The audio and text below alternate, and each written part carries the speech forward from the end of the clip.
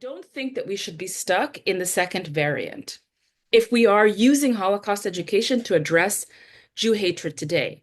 And we must ask ourselves, why is it not doing an adequate job? Or maybe you guys think it is doing an adequate job, but sitting in the United States of America, and I will talk about this a little bit later, it really is, many people have written about this, that Holocaust education has blind spots. So today's Jews, they're not seen as subhuman. Jews are not seen as race polluters. These tropes are not germane to the latest variant of this virus, which is anti-Zionism. And here, I think we must ask, have we perhaps uncovered the problem or one of the problems with relying solely on Holocaust education as the primary way to address this latest variant? This new variant is, as I said earlier, resistant to the antibodies developed to fight anti-Semitism. So let us now examine this latest variant and most importantly, place it within the larger history of anti-Jewish movements. Movements that have, I keep on going back, that always presented themselves as a righteous cause. That's really kind of one of my leitmotifs today, is to view anti-Semitism as a virus and to view Jew hatred as being a righteous, virtuous cause. So before looking at how anti-Zionism operates, I want to emphasize one very important point for all of us working in the field of Jew hatred, anti-Judaism, anti-Semitism, and that is libels. Libels are the most powerful tools for spreading this. It's a super spreader for the virus. Why? Because they generate hysteria, and understandably so. They speak to the deepest moral concerns of their times. Think back to what I just said to you, the era of anti-Judaism. If you were told there's a group of people who killed God, murder innocent children for their blood, wouldn't you be horrified? I know I would be. Okay, what about the era of anti-Semitism? If you were told there was a group that secretly is trying to control the world for sinister ends, or is corrupting the purity of race, wouldn't you be alarmed? I know I would be. Now, in today's era of anti-Zionism, what is our highest moral value? If you had to, I mean, there's a lot of you now, but when I do this, I always ask students, adults and younger, what is our most thing that we care most about? And the answer, I believe, it's human rights. So imagine being told that a group of people is committing heinous crimes against humanity. Wouldn't you be outraged? This is precisely how the libels of anti-Zionism function.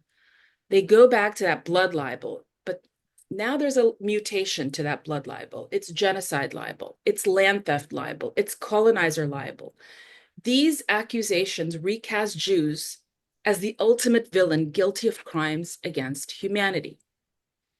The history of Jew hatred can be understood, I guess, as the systematic perpetuation of defamatory rumors that are strategically deployed for what purpose? To demonize Jews. These myths have repeatedly produced lethal consequences, and they claim lives across centuries and geographies. The blood libel claimed hundreds and thousands of lives. Their recurrence and velocity make them so difficult to refute before the violence ensues. Now, allow me to kind of, my background is Russian literature, but I was really interested in literature, obviously, and linguistics. So let me borrow from linguistics and structural linguistics and kind of use that as a framework to understand these libels. So anti-Zionism, like anti-Judaism, anti-Semitism, is structural because it is built upon these libels that function as signs. Think of Saussure, if you are familiar with linguistics, as signs, and then Roland Barthes, with a particular purpose. From the medieval charge that Jews poisoned wells, to the Soviet-era doctor's plot, to the ritual murder for blood accusation, to claims of apartheid, land theft, settler colonialism, to conspiracies of Jewish global domination, to some of these more modern claims, as I say, of genocide, faminicide, scholasticide. The task for us, then, is to decode these signs as recurring monikers of demonization.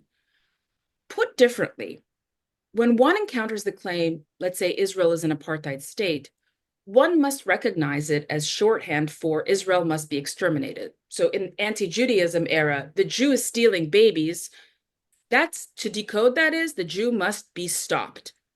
How? You kill the Jew.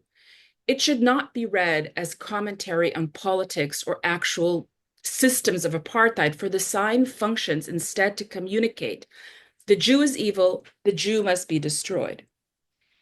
And here I'm going to move into Holocaust education. If you had to explain, and this is not an easy question. I teach all the time and I keep on returning to this question. If you had to explain why the Holocaust happened, how is it that ordinary good people were ready and willing to exterminate an entire group of people? What would you say? So in Holocaust education, the answer is often framed in terms of scapegoating or othering.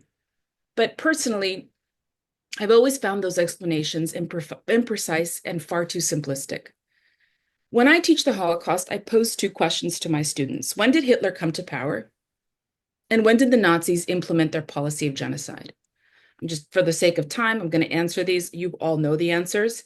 Hitler rose to power in 1933, but the systematic murder of the Jews of Europe and North Africa did not begin until 1941.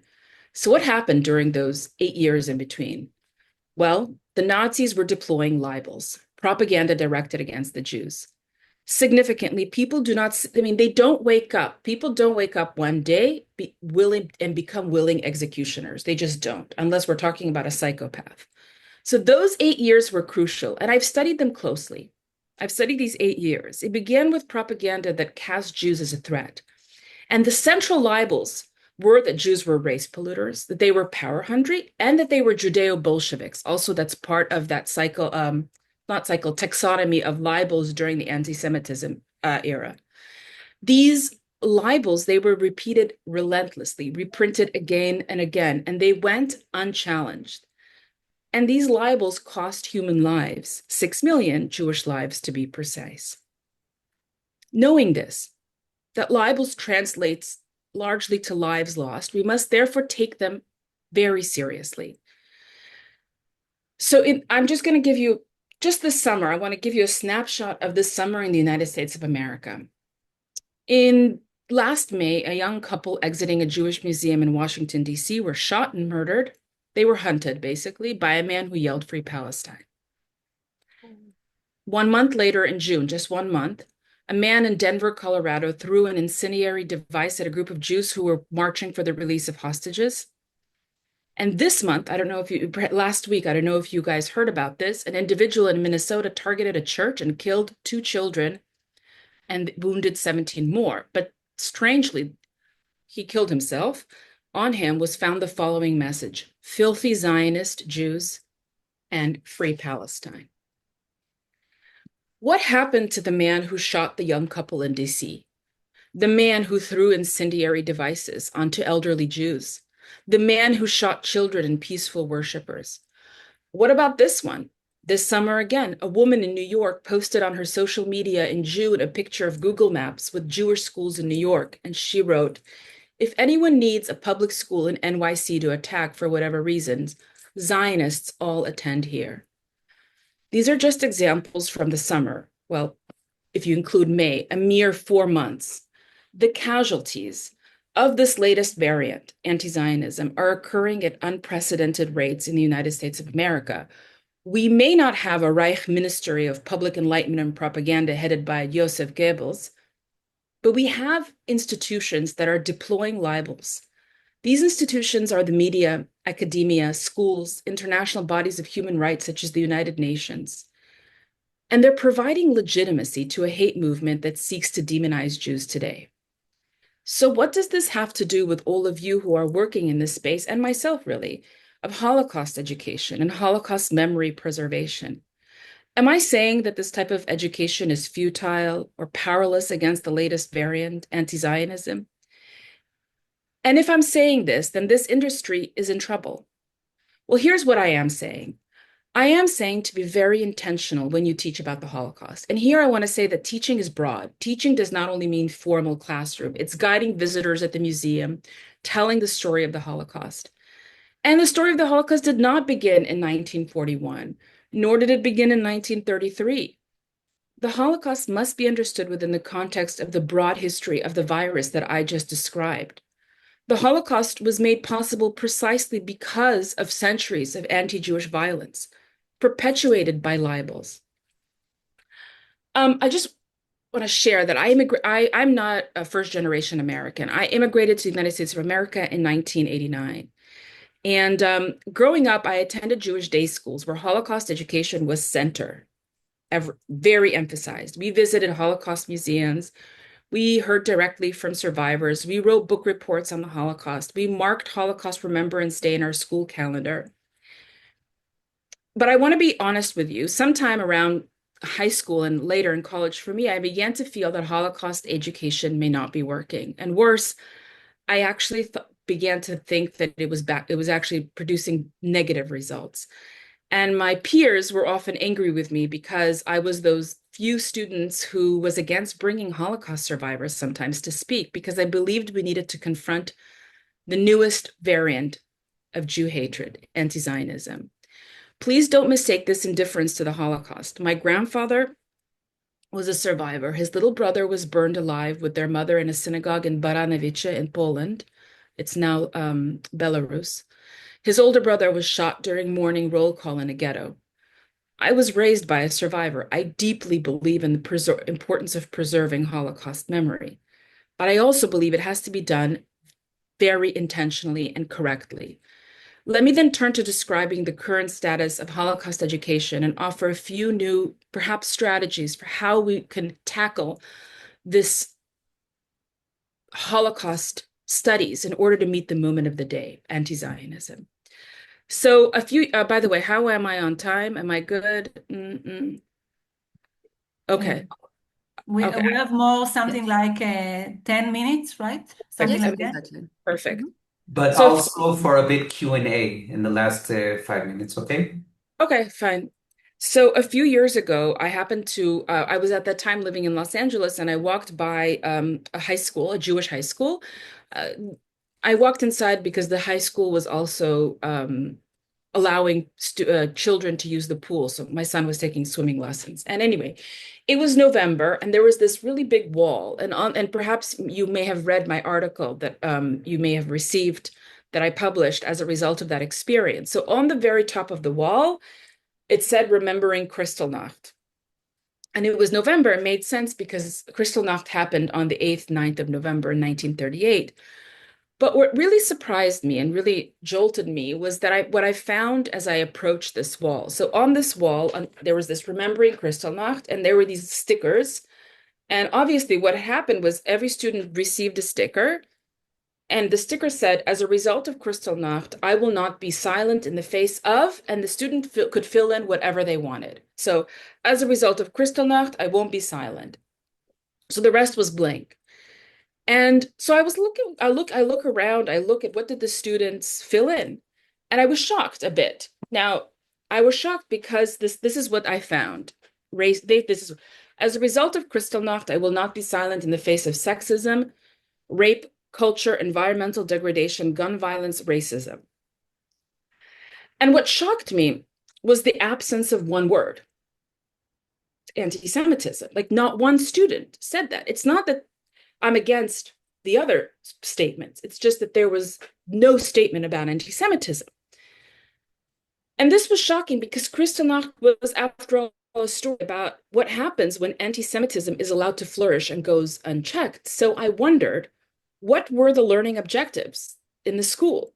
Was Kristallnacht used in the school to talk about other forms of injustice? And here's where I'd like to identify the big problem with the Holocaust education that I see in the West, in the United States of America. I cannot really comment on what is happening in other parts of the world as much. And that is, it's being treated as a universal story about bigotry or hate and doesn't mention Jews or anti-Semitism much. And I began to see this trend years ago when I myself was the student in the classroom. And the consequences of this type of reframing, of universalization, I call this educational malpractice. Why? Well, in 2020, there was a survey conducted, and this is the results. So in 2020, so just 5 years ago, right? and they were interested in looking at attitudes or knowledge gaps of millennials and Gen Z. So 63% of millennials and Gen Z, they couldn't tell you how many Jews died in the Holocaust. And 36% thought it was somewhere around 1 to 2 million. And the point here isn't because I want everyone to know, wow, it's such a large number. That's not the point. The point is that all this money and resources going to Holocaust education, and it doesn't match knowledge. Knowledge is not going up. That's what I'm trying to point. And 11%, this is really crazy, believed that the Jews caused the Holocaust. And this is in 2020. By 2025, the Holocaust really is, I believe, under assault, both from the political right and the political left. On the right, you see rhetoric that says things like too few Jews died. Hitler was right. The Jews must have caused the Holocaust. I mean, this summer I watched, there's a horrible guy on social media, Nick Fuentes from the right. He's really stoking up terrible attitudes among youth in America. And on the left, the attack takes, political left, the attack takes the form of Holocaust inversion. There you find spreading libels against Israel by equating Israelis with Nazis. And another deeply troubling example is how Anne Frank is being treated by Holocaust scholars. So too often her identity as a Jew is erased, allowing anti-Zionists to appropriate her for their cause. Now, last summer in New York, I remember I attended the Anne Frank exhibit at the Museum of Jewish History, and there was a room that displayed all the diary and her diary that was translated into over 70 languages. And so I looked at some of them, and one of them, I turned the book, and there was the description of the book of the Anne Frank diary says, a young Dutch girl who died in the Holocaust. But this is a very incorrect description. Had Anne Frank been Dutch, she would not have been forced into hiding. Anne Frank was murdered for one reason, that she was a Jew. But even the book that we are giving to our students, most of the time, the book doesn't even say that she's Jewish.